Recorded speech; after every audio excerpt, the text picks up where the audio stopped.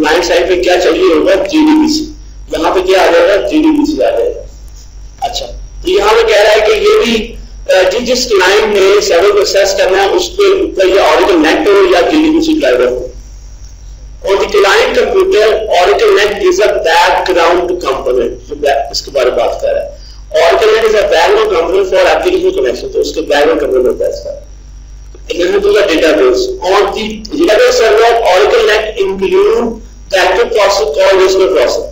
क्योंकि Oracle NET का server side पे होता है, वहां पे क्या चल रहा होता है, listener process, ठीक है। The Oracle NET listener, उसको क्या बोलेंगे, यहाँ बोलेंगे Oracle NET listener is responsible for coordinating connection between server and external application, यानी कि वो connection वगैरह उसको coordination करा के देता है। कौन, Oracle NET जो listener का है।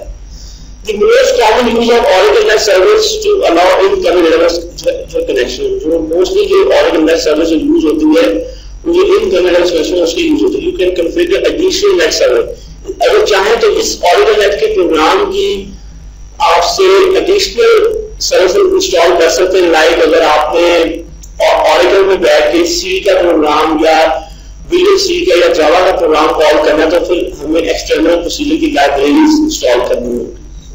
या अगर आपको Oracle के प्लेटफॉर्म में बैठ के नॉन Oracle लाइक एक्सेस से, SQL सर्वर से, डिफरेंट डेटाबेसेस से डेटा अगर आपको उठाना है, तो उसके लिए फिर हम क्या यूज करेंगे, अदर सर्विसेज नॉन Oracle, सच है। अगर आप में Informax DB है, DB2 है, SQL सर्वर है और उसको एक्सेस करना है किसके थ्रू, Oracle के थ्रू, तो वहां पे एक सर्विस चाहिए होगी हेटेरोजेनियस सर्विसेज। तो यहाँ पे जस्ट मैंने ये बताया है कि एक तो लिस्नर होगा ना जो क्लाइंट की रिक्वेस्ट को सुनेगा और सर्वर प्रोसेस क्रिएट करवा के देगा। दूसरी एडिशनल सर्विसेज होती है इस प्रोग्राम में, क्यों करते हैं, अगर आपने कोई जावा का C का प्रोग्राम कॉल करना सर्वर के प्रोग्राम के अंदर, उसके लिए फिर ये एक्सटर्नल प्रोसीजर की सर्विस करनी होगी। और अगर आपको नॉन Oracle से डेटा कलेक्ट करना है लाइक SQL सर्वर, DB2, तो उसके लिए हमें एक्टिव सर्विस यूज करनी है। अच्छा, Oracle NET listener जो है यहाँ पे कह रहा है कि ये आपकी यहाँ पर एक इंटरेस्टिंग बात है। कहते हैं अगर आप एक मशीन पे मल्टीपल डेटाबेस इंस्टॉल करते हैं, DB1, DB2, DB3, DB4, हर DB का अपना लिस्नर नहीं होगा, लिस्नर सबका एक ही होगा। फिर आपको उसमें ऐड करवाना पड़ेगा कि ये लिस्नर किन किन DB को, मतलब किन किन DB के साथ अटैच है लिस्नर, ठीक है। क्योंकि जो क्लाइंट जब रिक्वेस्ट भेजेगा तो क्लाइंट कहेगा मुझे फलां DB लिखा जाना, तो DB के इस लिस्नर के पास DB वो रजिस्टर्ड होगी तभी वो भेजेगा ना उस क्लाइंट को, क्योंकि ऐसे लिस्नर बीच में ऐसे कोऑर्डिनेटर है ना, कोऑर्डिनेशन करा के भेजा, कोऑर्डिनेशन करवा रहा है दोनों क्लाइंट और सर्वर से। तो क्लाइंट रिक्वेस्ट भेजेगा, लिस्नर को भेजेगा, लिस्नर अगर पास करेगा तो फिर वो लिस्नर को आगे सर्वर प्रोसेस क्रिएट होगा। तो अगर लिस्नर रोक दिया तो कुछ नहीं होगा, ठीक है। तो अब जो क्लाइंट है वो आपका EM के थ्रू हो सकता है, लाइक ये जो वेब वाला इंटरफेस है, ठीक है। अब इसमें जो आपकी फाइलें यूज होगी ये Oracle NET फाइल जो बात कर रहा है, एक SQLite है, दूसरा लिस्नर और फाइल है, ये सर्वर साइड की बात कर रहा है फाइल। क्योंकि यहाँ पे जो फाइलें पड़ी होंगी क्योंकि लिस्नर की फाइल तो ये फाइलें एक ही होंगी, हर डेटा की फाइलें नहीं होंगी, क्योंकि इस Oracle NET का प्रोग्राम तो एक ही होगा ना, तो उसकी फाइलें भी एक ही किस्म की होंगी। Oracle NET listener is the, ये ऐसे गेटवे भी है, ऐसे गेटवे में एंट्रेंस के लिए है। जितनी भी non Oracle instances for non-local user connection, a single listener can serve multiple, एक listener जो है multiple databases instance को and thousands of client connections को देख सकता है। तो EM जो है is one of the way to access the listener। EM के थ्रू भी listener access होता है, कोई client का database से तब भी listener access होता है। You can control the general actual listener parameter, यानी कि लिस्नर को कॉन्फ़िगर करना, कंट्रोल करना, उसके पैरामीटर, उसके पासवर्ड, ये सारी चीजें आ जाती हैं इसी कॉन्फ़िगरेशन के अंदर। उसकी इस लिस्नर की एडवांस एडमिनिस्ट्रेशन है, जैसे Oracle NET सर्वर पर अगर चाहे तो कुछ ऐसी चीजें होती हैं जो कि यहाँ से सेट नहीं होती, फिर आपको डायरेक्टली जाके मैन्युअली फाइलों को एडिट करना पड़ता है। Manually editing file with standard operating system standard, इससे आप फाइल ओपन करें 1 बाइट से, ये कहना चाह रहा है। तो सच एज या आप एनालिस की बात कर रहे हैं वहां पे एक होता है प्रोग्राम VI का या Gedit का, लेकिन विंडो में तो नोटपैड होता है ना, तो वहां उस नोटपैड यूज करें। ये एनालिस की डिमांड बता रहा है सच एज VI या। अच्छा, establishing Oracle net connection. Establishing Oracle net connection कैसे होता है? ऐसे बनता है टू मेक अ क्लाइंट, जो क्लाइंट है या मिडिल टायर कनेक्शन है, दो तरह का कनेक्शन हो सकता है, या क्लाइंट उसमें जो डायरेक्ट सर्वर के साथ होगा या मिडिल सर्वर होगा। तो Oracle net require, Oracle net जो है require client to now the, यानी कि Oracle नेट क्लाइंट साइड पे बता रहा है कि क्लाइंट सर्वर को क्या इंफॉर्मेशन भेजेगा, लिस्टर को क्या भेजेगा, यानी कि क्लाइंट लिखेगा कि होस्ट लिस्टर आपका कहां पे रनिंग है, पोर्ट किस पोर्ट पे लिस्टर सुन रहा है, लिस्टर का प्रोटोकॉल क्या है, ठीक है, वो कौन कौन सी जगह से सर्विस को हैंडल कर रहा है। तो ये सवाल है, यानी कि ये जो क्लाइंट जब भी सर्वर के पास जाएगा तो ये उस जहां पे लिस्टर पड़ा है उसका मशीन का नेम बताएगा, IP बताएगा, उसकी पोर्ट बताएगा, प्रोटोकॉल बताएगा, ये सब चीजें तो क्लाइंट नहीं याद कर सकता, उसके लिए हमें सर्विस बनानी पड़ेगी, ठीक है। For application to connect to service to Oracle, जो एप्लीकेशन होती है वो कनेक्ट होती है service to Oracle net listener. The application must have everything about, जो एप्लीकेशन है जो क्लाइंट चलाएगा वो मस्ट हैव इन्फॉर्मेशन अबाउट, उसके पास क्या इंफॉर्मेशन होनी चाहिए कि लिस्टर का एड्रेस क्या है, लिस्टर कहां पर है, उसका प्रोटोकॉल क्या है, पोर्ट नंबर क्या है, ये सब चीजें उसको पता होना चाहिए क्लाइंट को। After the listener is located, जब वो लिस्टर वो उसके जो क्लाइंट पास करता है इन्फॉर्मेशन लिस्टर को, अगर वो ओके रिजॉल्व हो जाते हैं तो the final piece information that we need to name service, तो फिर इन्फॉर्म हो जाता है कि ये यहाँ पे अगर वो इन्फॉर्मेशन क्लाइंट ने पास की है लिस्टर को, लिस्टर अगर ओके कर देता है तो फिर लिस्टर उसका सर्वर पे कनेक्शन सर्वर प्रोसेस क्रिएट करा के देता है। फिर यहाँ पे क्योंकि क्लाइंट साइड पे यूजर प्रोसेस होता है, सर्वर साइड पे सर्वर प्रोसेस होता है, फिर क्लाइंट का और जो यूजर प्रोसेस सर्वर प्रोसेस आपस में फिर बीच में लिस्टर निकल जाता है। लिस्टर का काम है खाली कनेक्शन सर्विस करा के देना।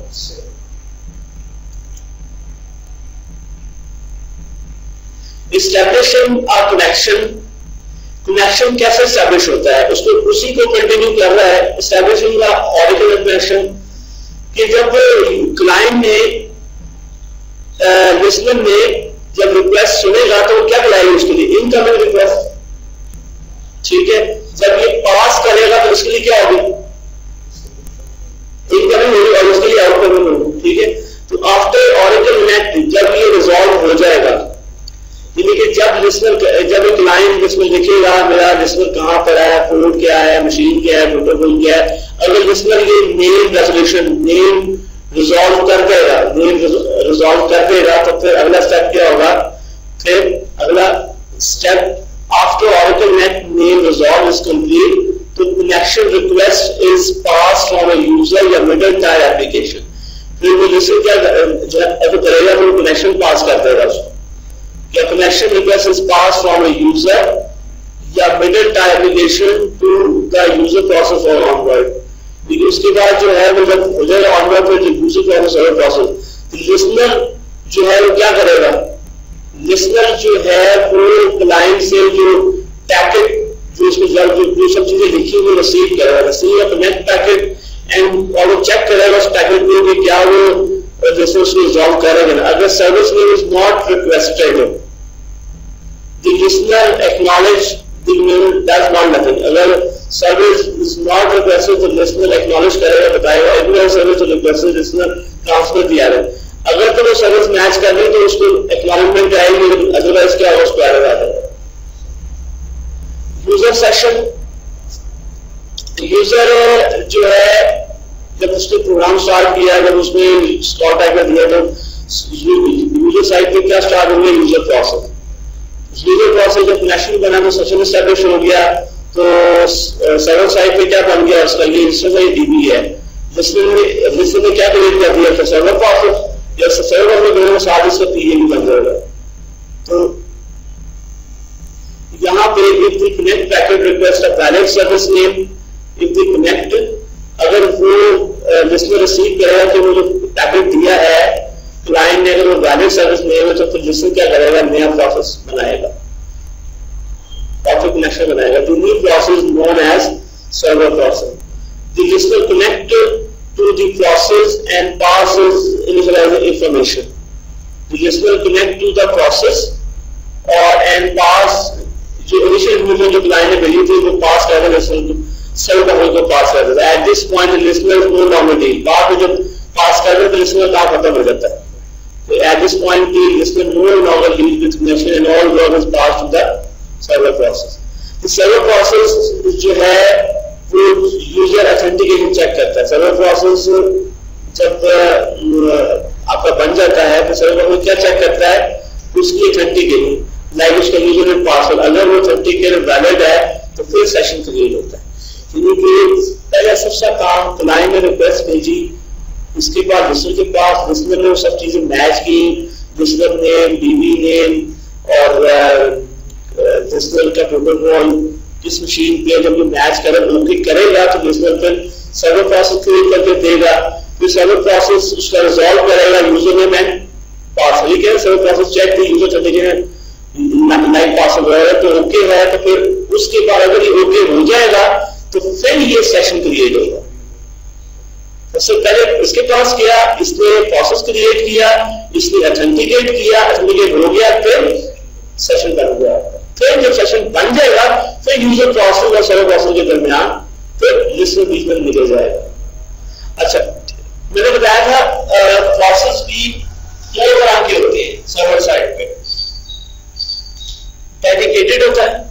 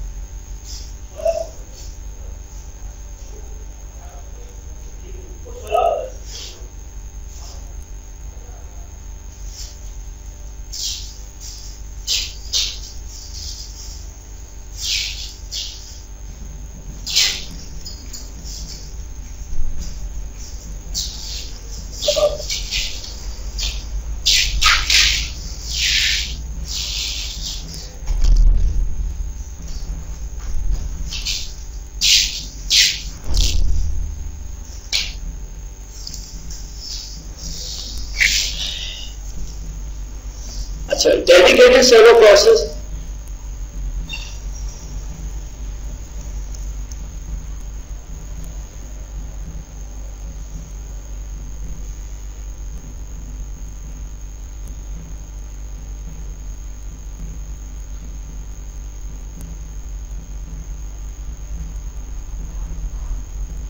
अच्छा, डेडिकेटेड जो प्रोसेस है वो भी दो तरह के होते हैं, dedicated server process, shared process.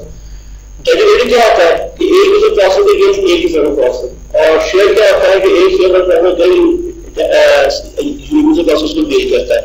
तो डेडिकेशन के केस में ये फिर क्लाइंट बताता है कि जो मुझे सर्वर के साथ कनेक्शन चाहिए वो डेडिकेटेड चाहिए कि मुझे शेयर चाहिए, ये इस यूजर प्रोसेस में बताता है। ये इंफॉर्मेशन पास ऑन करता है लिसनर को कि इस जो पास ऑन करता है इंफॉर्मेशन क्या पास करता है कि लिसनर कहां पर है, लिसनर के साथ कौन सी डीबी अटैच है, ठीक है, और लिसनर जो किस प्रोटोकॉल पे है, पोर्ट नंबर क्या है, ये और जो सर्वर प्रोसेस बनाना है वो डेडिकेटेड बनाना है, शेयर बनाना है, ये सब चीजें कौन पास करता है, क्लाइंट। किसको पास करता है, लिसनर। लिसनर के आगे डिसाइड करता है कि कनेक्शन डेडिकेटेड है या शेयर है, उस हिसाब से आगे चलता है। अब ये जो सब चीजें हैं, लिसनर कहां पर है, डीबी कौन सी है, पोर्ट क्या है, प्रोटोकॉल क्या है, डेडिकेटेड है कि शेयर है, ये किसी चीजें हर टाइम तो याद नहीं कर सकता। उसकी फिर क्लाइंट पे एक फाइल बनाई जाती है, एक फाइल सर्विस बनाई जाती है, लाइक ये एक सर्विस बनाई जाती है, सर्विस।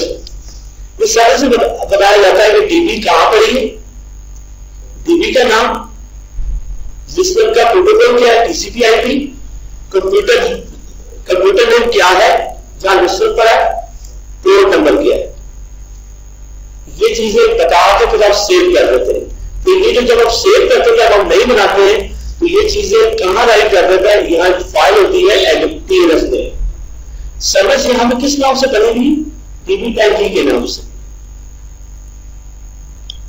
तो यहां पर अगर आप चाहेंगे इस फाइल को ओपन करेंगे, ये देखिए वहां पे जरा जो है ग्राफिकली है और ये कुछ कमांड लाइन है, यानी कि नोट पैड जो आपको दिखा रहा है टेक्स्ट फॉर्मेट में, प्रोटोकॉल, होस्ट, डेटाबेस का नाम, तो ये चीजें हैं। तो अब वो क्लाइंट क्या लिखेगा, ये वाली फाइल आपको कहां बनानी है, ये फाइल, इसका मतलब ये वाली फाइल हमें कहां चाहिए, क्लाइंट साइड।